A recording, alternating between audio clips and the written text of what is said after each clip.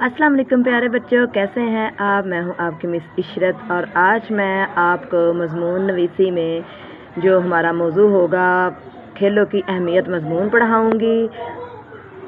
तमहीद एक तालब इल्म के लिए निसाबी सरगर्मियों के साथ साथ हम निसाबी सरगर्मियाँ भी ज़रूरी हैं। हम निसाबी सरगर्मियों में खेल बड़ी अहमियत के हामिल हैं। खेल तफरी तबाह का सामान भी करते हैं और वर्जिश का ज़रिया भी। खेल इंसानी ज़िंदगी में अहम किरदार अदा करते हैं।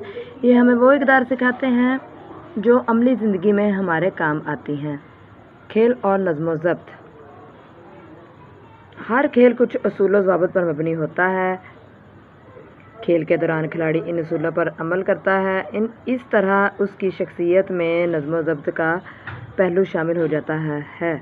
हम कह सकते हैं कि खेल नज़्म व ज़ब्त सिखाते हैं और नज़्म व ज़ब्त की ये आदत हमारी शख्सियत को मुतवाज़िन बनाती है। नज़्म व ज़ब्त का इख्तियार करना किसी भी शोबा में कामयाबी की ज़मानत है। खेल बेहतरीन वर्जिश।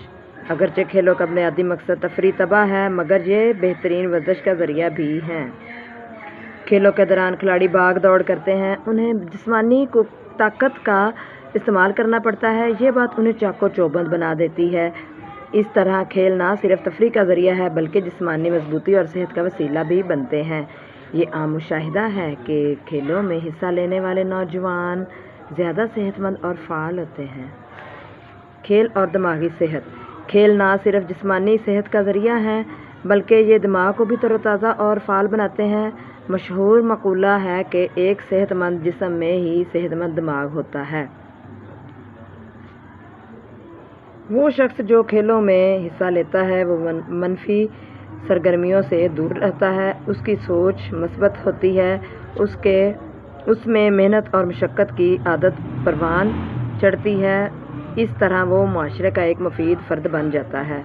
खेल और इखलाकी किरदार।